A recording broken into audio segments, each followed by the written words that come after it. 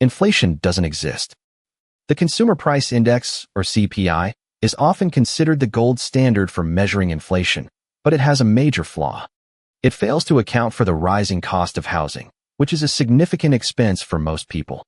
For example, housing costs have increased dramatically over the past decade, but the CPI has not accurately reflected this surge, giving a false sense of low inflation. This discrepancy can have significant consequences for our understanding of the economy.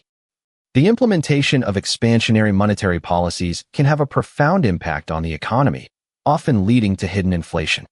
When central banks lower interest rates and increase the money supply, it can create a surge in economic activity, but also lead to an increase in asset prices and a devaluation of the currency. A notable example of this is the 2008 financial crisis, where the Federal Reserve's decision to lower interest rates and implement quantitative easing led to a rapid expansion of credit and a subsequent housing market bubble.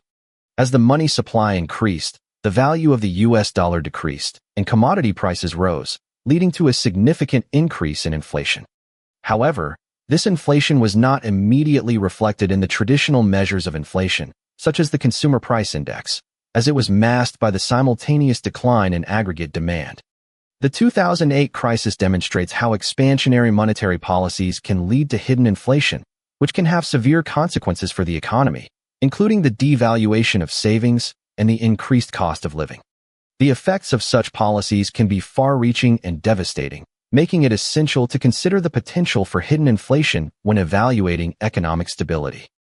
One of the most devastating consequences of real inflation is its ability to bring down even the most successful businesses. A notable example of this is the collapse of the retail giant, Sears. Despite being a household name and a staple of American retail, Sears filed for bankruptcy in 2018. At first glance, it seemed like a typical case of a brick-and-mortar store failing to adapt to the rise of e-commerce. However, a closer look reveals that inflation played a significant role in the company's demise. As the cost of goods and labor increased, Sears struggled to maintain its profit margins, particularly in its physical stores.